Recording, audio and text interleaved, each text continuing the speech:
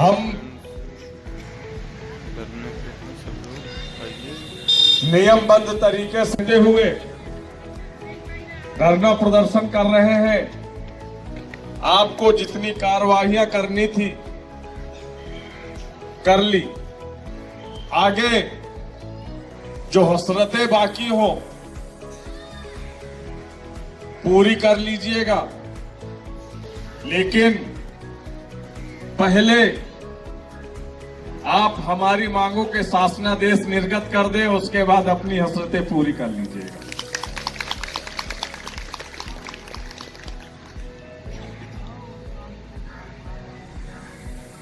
हम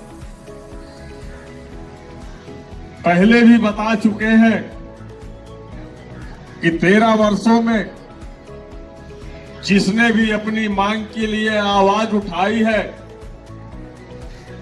ठीक इसी प्रकार सस्पेंड करके, वेतन रोक के, स्थानांतरण करके आवाज को दबाया गया है। लेकिन अब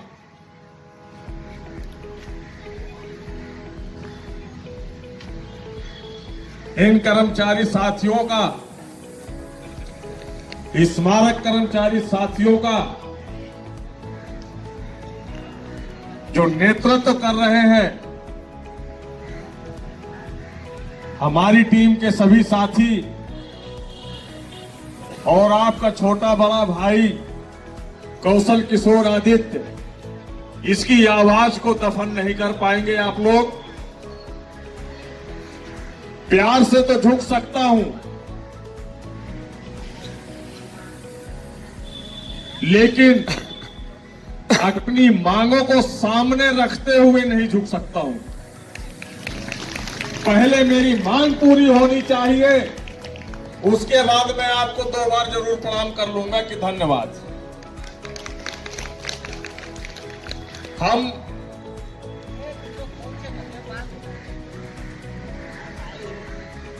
अपने नियुक्ति प्राधिकारी महोदय जी से निवेदन करना चाहूंगा, जरा सी इंसानियत बची है तो उन कर्मचारियों के परिवार की तरफ अपना ध्यान आकर्षित करें, महसूस करें कि जिस परिवार का मुखिया नहीं रह जाता है, उस परिवार की स्थितियां क्या होती हैं। अगर रूह न कांप जाए तो मेरा नाम बदल दीजिएगा। 167 कर्मचारी हमारे 18 दिसंबर से पहले थे जो हमारे बीच नहीं रहे। इसी इको गार्डन के धरना स्थल पर संघर्ष करते करते 3 कर्मचारी साथी हमारे बीच और नहीं रहे।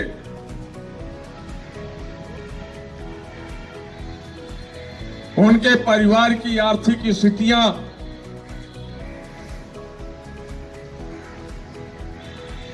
बच्चों की शिक्षाएं प्रभावित हो रही है। जो इस देश का भविष्य है, कल किसने देखा है कि उन्हीं में से किसी एक का बच्चा आईएएस भी बनेगा, डॉक्टर भी बनेगा, इंजीनियर भी बनेगा।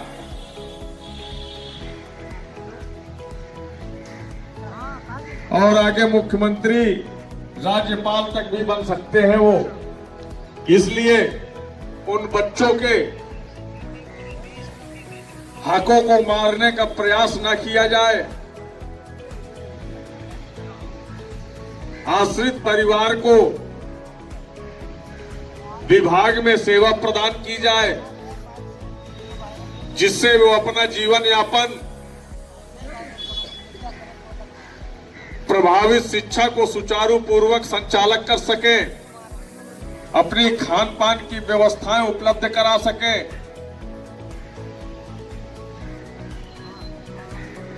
हम स्मारक समिति कर्मचारियों का जो ग्रेड पे 1300 है, पुनरीक्षित वेतनमान का लाभ दे दिया जाए, जिससे हम भी अपने बच्चों का परवरिश अच्छे प्रकार से कर सकें। सेवेंथ कमीशन का भी हम लोगों को लाभ मिलना चाहिए,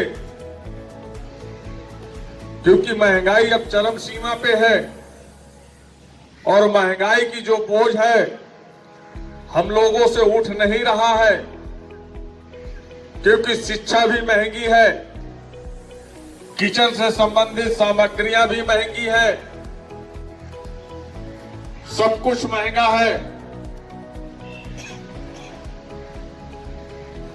सस्ती है तो हमारे स्मारक समिति में सबसे ज्यादा जो दर बढ़ रही है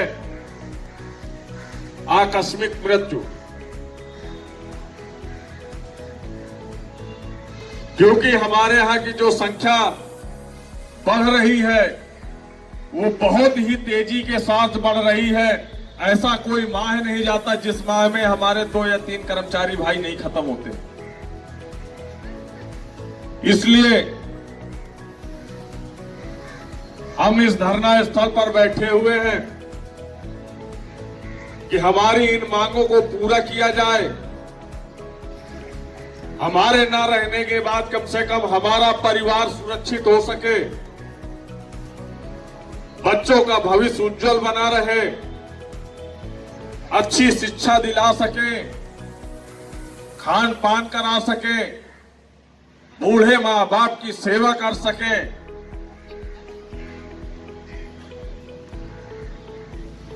क्योंकि संस्कार में, शिक्षा में भी यही सिखाया जाता है कि अपने बूढ़े मां बाप का सहारा बने, नौकरी मिलने के बाद अधिकतर लोग बूढ़े मां बाप को छोड़ देते हैं। तो हम अपने बूढ़े मां बाप की सेवा करना चाहते हैं, उनको एक अच्छा बुढ़ापे में बड़ी बड़ी छोटी छोटी बीमारियां रूप लेती हैं, उनका सही समय पे इलाज उपचार करा सके।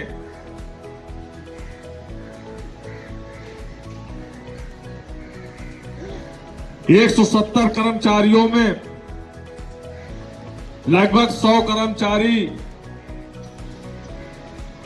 हमारे इलाज के अभाव में खत्म हुए हैं। उसका कारण है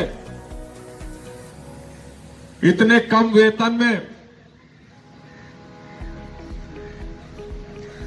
कोई बीमारी आती है तो वो डॉक्टर के पास ना जाकर के मेडिकल स्टोर से दवा लेकर के काम चला लेता है और कुछ पलों के लिए ठीक भी हो जाता है। यदि उसके पास सही आर्थिक आय हो पाए तो मेडिकल स्टोर ना जाकर के एक अच्छे डॉक्टर से परामर्श ले, जांचें करवाए और जांच करवा के उसका सही इलाज हो सके। यह नहीं करा पाता और उसको एक गंभीर बीमारियां जब घेर लेती है तो आर्थिक तंगी के कारण से वो अपने इलाज को नहीं करा पाता और उसकी चपेट में उसका आकस्मिक मृत्यु हो जाती है।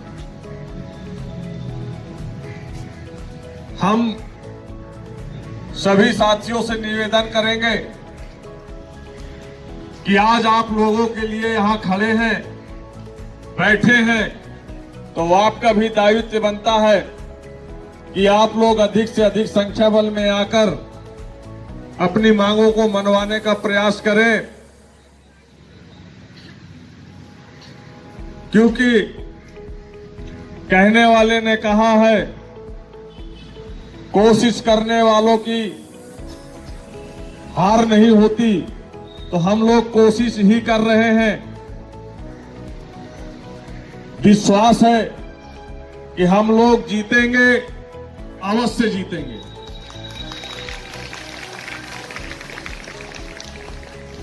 हमारे साथ एक बार आवाज मिलाइएगा। हम होंगे कामयाब, हम होंगे कामयाब एक दिन, हमें पूरा है विश्वास, हम होंगे कामयाब, हम होंगे कामयाब एक दिन। हम होंगे कामयाब एक दिन, हम होंगे कामयाब, हम होंगे कामयाब एक दिन, हमें पूरा है विश्वास, हम होंगे कामयाब एक दिन। साथियों, इस विश्वास के साथ, दृढ़ संकल्प के साथ उसी बैनर तले बैठे हैं। आश्वासन नहीं, हमें शासनादेश चाहिए। हम शासनादेश लेकर ही उठेंगे। 37 दिन नहीं, 370 दिन भी हो जाएंगे, तब भी हम पीछे हटने वाले नहीं हैं। इसलिए भूल को मान करके अगर बैठे हैं, ये 37 दिन हो गए हैं, हो सकता है कि 2-4 दिन बाद ये उठ जाएंगे, खत्म कर देंगे, तो यह भूल नहीं है। हम लोग शपथ लेकर के बैठे हैं और इसी मंच से शपथ लिए हैं कि जो हमारा आश्रित परिवार है, उसके परिवार में जब तक चिराग नहीं जल जाएगा, उस आश्रित अथवा परिवार को सेवा में ले नहीं लिया जाएगा। तो निश्चित वेतनमान जब तक शासनादेश निर्गत नहीं हो जाएंगे, सवेतन चिकित्सा प्रतिपूर्ति का आदेश नहीं निर्गत कर दिया जाएगा। नियुक्ति वर्ष 2011 से वेतन से 10% की गई कटौती, जो 2023 तक लगभग 800 करोड़ रुपया है, ये हमारे एनपीएस के खाते खुलवाकर हमारे खातों में नहीं जमा करा दिए जाएंगे, तब तक हम ये धरना स्थल छोड़ने वाले नहीं हैं। हम उसी दिन हटेंगे, विदाई लेंगे इस धरना स्थल से, जब हमारी मांगों के शासनादेश निर्गत हो जाएंगे।